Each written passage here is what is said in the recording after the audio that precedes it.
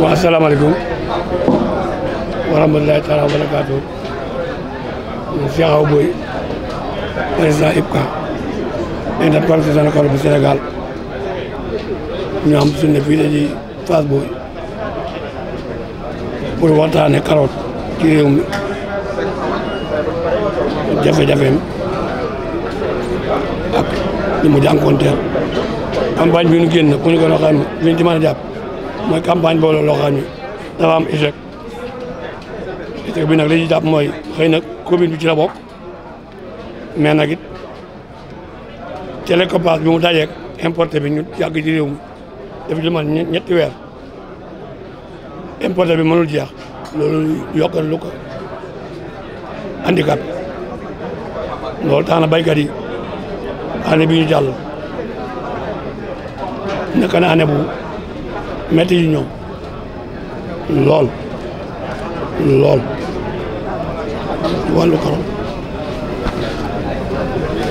waaw jafe-jafe boobu handicapé na leen lool mais bi ñu xaymaa leen ñu ngi waroon année yëpp ñu nga taaji 2500 tonnes maanaam li ñu bayoon 5000 tonnes yàqu na ci yoo xam ni gisuñu fu mu génn gisuñu fu ñu ko jaay loo xam ne yàqu na partout 5000 tonnes. moo yàqu waaw ñaata li ngeen bayoon lépp ci tonne ñaata la. xam nga li ñu daan bay ñu ngi à peu près 25000 tonnes 26000 tonnes man l'année passée war na parce que 31000 tonnes. rien que Fass Boye. rien que Fass Boye ak li mu ëmb filière bi bay nañu waaw parce que li ma ci xam rek am loo xam ne man ma ko xam parce que ci tool ba la yàqu ko mënu ma koo xam li ma xam rek mooy loolu. problème moo di amuñu dencukaay li nga xam ne day ñor ci mois de campagne bi Sénégal mënu ko produit kon il faut ñu am fu ñu ko denc loolu moo andi handicap bi loolu moo ko andi. il faut mu am ci bu ci amul it mbayum carotte day sooxe rek ndax il faut loolu am ci mu soxnee wax nañu loolu bu ko defee xale yu jigéen ñi mën ci liggéey ndaw yi mën ci liggéey parce que bu ngeen gisee ñun ñu sonn gi nii nekk mag xale yi doon xuus ci géej gi moo tax ñu reprendre association bi pour mën téye ndaw ñi loolu mooy fondation bi.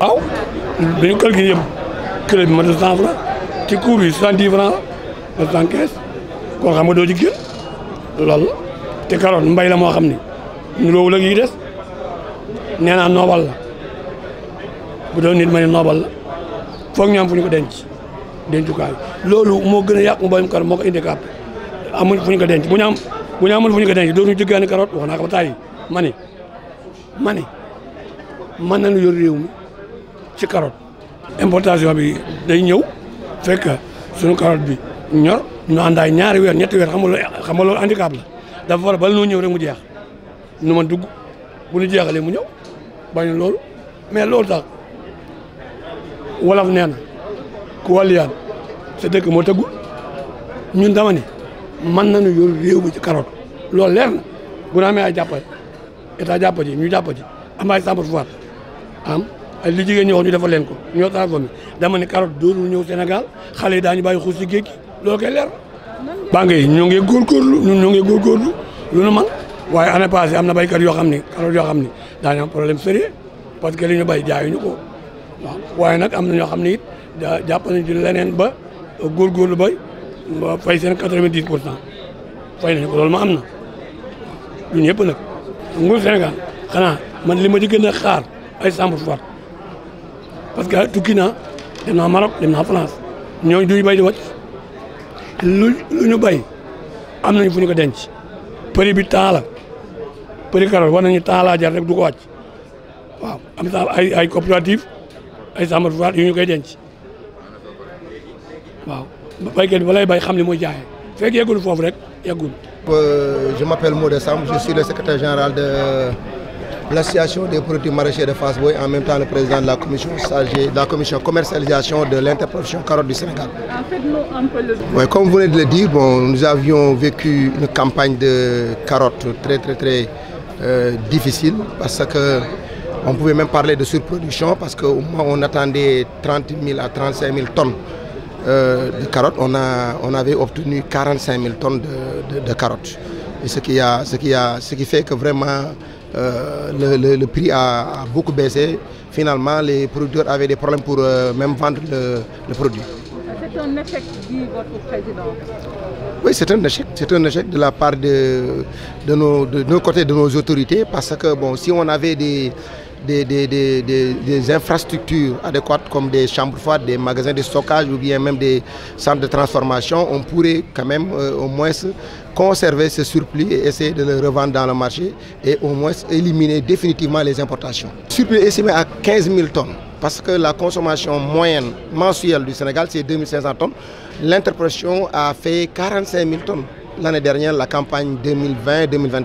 Difficulté de rembourser nos crédits, et finalement toutes les institutions financières n'ont plus de confiance aux producteurs maraîchers, surtout les producteurs de carottes. Je l'ai dit tout à l'heure, aucune institution financière n'a accepté d'octroyer des crédits aux producteurs de carottes parce que bon, si toutefois tu produis de la carotte en quantité, en qualité, mais tu ne peux pas quand même vraiment s'en sortir, bon, aucune institution financière n'acceptera de vous donner du crédit. C'est les intermédiaires qui sont à l'intérieur, l'intermédiaire. J'ai parlé tout à l'heure le processus de la commercialisation. On peut, nous, c'est à partir du champ. Après le champ, c'est les banabana au niveau du marché local. Après les banabana, c'est les distributeurs au niveau national. Après les distributeurs, c'est les semi-distributeurs. Après les semi-distributeurs, c'est les tabliers. Donc toute cette chaîne-là est très longue et chacun veut mettre un prix et chacun veut un bénéfice sur le prix de la carotte. Finalement, le consommateur paye cher, mais le producteur ne reçoit pas, ne gagne rien par rapport à ce prix qui est cher au niveau du consommateur. Oui, nous avons dénoncé l'importation parce que l'objectif du Sénégal et la vision du président de la République, son excellence Macky Sall, dans son plan Sénégal émergent, c'est l'autosuffisance du Sénégal en carottes, en légumes, en riz et tout. Mais nous, de notre côté, c'est la carotte.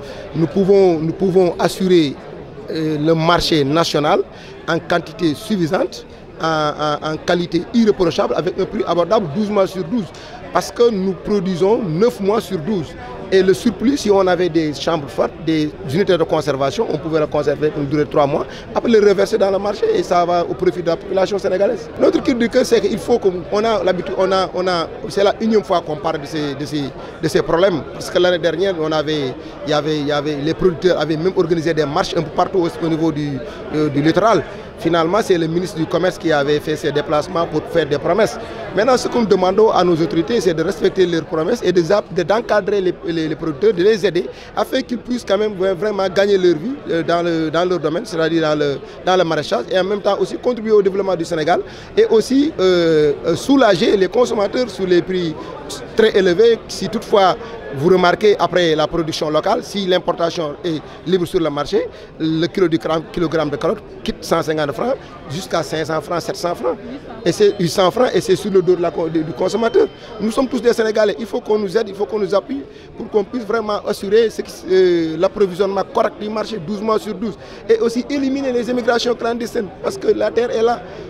Donc il faut que quand même vraiment que les autorités, nos autorités étatiques fassent quelque chose pour nous aider afin qu'on puisse vraiment gagner notre vie dans le domaine du maraîchage. À 24 tonnes, Noto a fait 3395 tonnes, Kounou 918 tonnes, Kayar 3060 tonnes, Mboro 2422 tonnes, Podor 892, Bayak 807, Sangalkam 493, Lompoul 3145, Potou 1787 et Djogo qui a fait 5525 tonnes. Et tout à l'heure, Fasboy a fait plus de la moitié, c'est 23 524 tonnes de la consommation nationale, de la production nationale. Bon, normalement, avec cette production, on devrait gagner, ça devrait donner un prix moyen abordable 12 milliards à 13 milliards de francs CFA.